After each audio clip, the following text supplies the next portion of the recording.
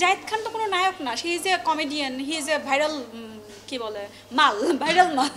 তার পছন্দ হওয়ার কোনো রিজন নেই, সে নায়ক না, সরি। তবে হ্যাঁ, সে যেখানে ডিগবাজি দিবে সেখানে দাঁড়াইতে মজা নিতে মজা লাগবে আমার, ট্রাস্ট মি, আমার তার ডিগবাজি দেখার খুব ইচ্ছা। না, আরেকটা ব্যাপার হচ্ছে জায়েদ খানকে এই জন্যই ভালো লাগে, সে ডিগবাজি মারতেছে, এন্টারটেইন নিতে সবাই পছন্দ করে। এখন আপনার সামনে এসে যদি একজন মানে কিসের জন্য মানে আগে আমরা সার্কাসে গিয়ে সার্কাস দেখতাম, আমি দেখি না জীবনে কোনোদিনও, তবে শুনছি যে সার্কাস মানুষ দেখতে চায়, কেন দেখতে চায়? সে আপনাকে এন্টারটেন করছে, সেই জন্য আপনার টিকিট কেটে যান দেখতে। ও সেম লাইক আমারও ভালো লাগবে, জায়েদ খান ডিগবাজি মারছে, ফান করছে, আই এনজয়েড ইট।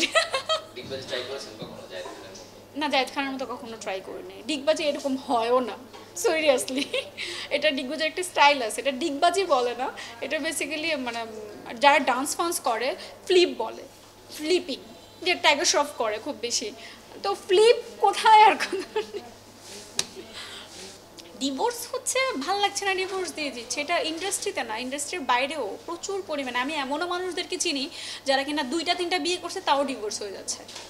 মানে এটা ন্যাচারাল, কিছু করার নেই, এখন এটা ট্রেন্ড সম্ভবত। মানে এই জিনিসটা আমি একদমই লাইক করি না, ইন পার্সোনালি আমি আমি এই জন্যই বিয়ে প্রেম টেম এগুলোর প্রতি কোনো ইন্টারেস্ট নাই। প্রেম করলেও নাকি চিট হচ্ছে, কেউ তাকে আরেকজনের সাথে চিটিং হচ্ছে, এই হচ্ছে সেই হচ্ছে, সিরিয়াসলি এরকম বললাম না, এই জিনিসগুলোতে আমি ফিড আপ। আমার কাছে মনে হচ্ছে যে একটা মানুষ কেন বিয়ে করছে, কেন তাহলে যদি ডিভোর্সই দিতে হয় একটা, এই ক্ষেত্রে আমি আবার খুব ব্যাকডেটেড, প্রচণ্ড রকম ব্যাকডেটেড। আমি তো কাউকে ভালোবাসি, কেউ যদি আমার লাইফে আসলে পার্মানেন্টলি আসে, আমি সারা জীবন তার সাথেই থাকতে চাই।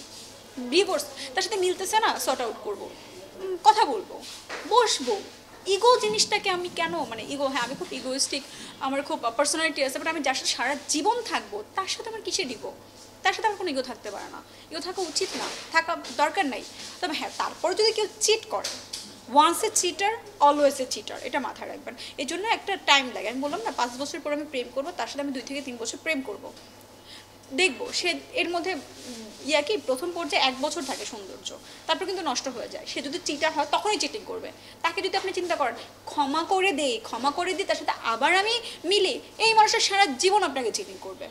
সো কখনোই এটা ভাববেন না যে একটা মানুষ ভুল করছে তার ভুলের জন্য মাফ করে দিই, না, এসব ভুলের কোনো মাফ হয় না, বলে দিচ্ছি, এটা আমি বলে দিচ্ছি, এটা ভুলের কোনো মাফ হয় না। যে আপনার সাথে রিলেশনশিপ থাকা অবস্থা অন্য কারোর সাথে রিলেশনশিপে জড়ায় বা অন্য কারোর সাথে কোনো ধরনের কোনো সম্পর্ক ক্রিয়েট করে, কথাবার্তা বলা ডিফারেন্ট ইস্যু, কোনো সম্পর্ক তৈরি করে তাকে আপনি মাফ করে দিচ্ছেন বা আপনি মনে করতেছেন এ নেক্সট টাইম ভালো হয়ে যাবে, জীবনও ভালো হবে না, বলে দিচ্ছি এই মানুষটাকে আপনি বিয়ে করা মানে হচ্ছে আপনি নিজের গলা নিজে ফাঁসি দেওয়া। সো ডিভোর্স 100% হবে। সো ডিভোর্সটা আসলে চয়েস, যার যার চয়েস। আমরা একজনের সাথে পরিচয় হইতে না হয়তো তাকে বিয়ে করে ফেলতেছি, চিনি না জানি না, আমাদের আর ইন্ডাস্ট্রির নায়িকা 2 দিন পরে পরে সে বিয়ে করে, কীভাবে সম্ভব ভাই? একটা মানুষের দেখলে তার বিয়ে করতে মন চায় কেমনে? মানুষ যখন একবার চিট হয়, মানুষ চিন্তা করবে যে আমি নেক্সট যে ডিসিশনটা নিব সেটা নেওয়া উচিত কিনা, কতদিন পরে নিব, কবে নিব, আদৌ নিব কিনা। এই যে নিজের প্রতি নিজের মানে ভালোবাসা না থাকলেই মানুষ এটা করতে পারে। নিজে জানতে হবে, চিনতে হবে যে আপনার সাথে কতদিন সে থাকতে পারে, কতদিন টিকবে, এটা ইম্পর্ট্যান্ট। সো ডিভোর্স আমি একদমই এটাকে পছন্দ করি না। ডিভোর্স একটা এখন মানে মানসিক ব্যাধিতে তৈরি হয়েছে, এটার কারণে আসলে তাদের যে প্রজন্ম মানে একটা মানুষ যখন সন্তান জন্ম দেয় বা তাদের অনেক, তারা খুব সাফার করে, ট্রাস্ট মি, তারা খুব সাফার করে। সো আমি এটা একদম পছন্দ না।